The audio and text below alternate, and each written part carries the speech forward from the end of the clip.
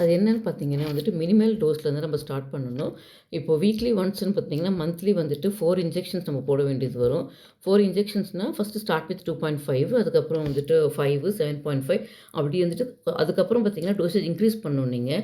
So அது increase பண்ணீங்க அப்படின்னா, சைட் எஃபெக்ட்ஸு நெறைய சைட் எஃபெக்ட்ஸ் இருக்கு. அதனால வந்துட்டு என்னுடைய பர்சனல் ஒப்பீனியன் என்னன்னு பார்த்தீங்கன்னா, ஹெல்தி வெயிட் லாஸ் தான் எப்பவுமே வந்துட்டு நமக்கு வந்து ரொம்ப நல்லது அது. ஹெல்த்தி வெயிட் லாஸ் மீன்ஸ் வந்துட்டு நம்மளோட நார்மல் ஸ்டேப்பிள் ஃபுட் என்ன நம்ம சாப்பிட்றோமோ, அதில வெயிட் லாஸ் பண்ணோம் அப்படின்னு பார்த்தீங்கன்னா, ஸ்கின் சாகினஸ் இருக்காது. அதுக்கு அதுவும் அந்த இன்ஜெக்ஷன் பார்த்தீங்கன்னா 3 மந்த்ஸ் அதாவது அந்த டயட்டும் வந்துட்டு 3 மந்த்ஸ் தான் நம்ம குடுக்க போறது. 3 மந்த் 10-15 கேஜி குடுக்க போறோம். பட் ஆனா ஸ்கின் சாகினஸ் இருக்காது. Healthy weight loss. ஸோ இது மாரி தான் நீங்க ஸ்மார்ட்டா பிக் பண்ணணும் தவிர, இப்போ நெறைய ட்ரெண்ட் ஆகுது இன்ஜெக்ஷன் சொல்லிட்டு, அத நீங்க வாங்கி போடலாம். இப்போ சினி ஆக்டர்ஸ் நெறைய போடுறாங்க அப்படின்னா வந்துட்டு, அவங்களுக்கு நீட் உடனே வெயிட் லாஸ் ஆகணும்னு இருக்கும். பட் சைட் எஃபெக்ட்ஸ் அவங்க வந்துட்டு அத பத்தி யோசிக்க மாட்டாங்க.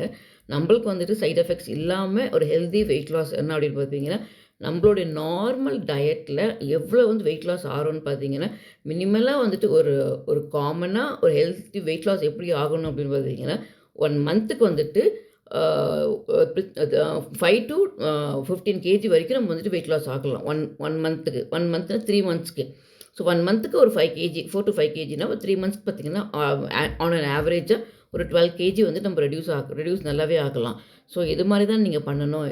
இது மாரி பண்ணுங்க. இந்த மாரி இன்ஜெக்ஷன்ஸு, பேரியாட்டிக் சர்ஜரி இதெல்லாமே நீங்க போக வேண்டான்றது தான் என்னோட ஒப்பீனியன். Thank you.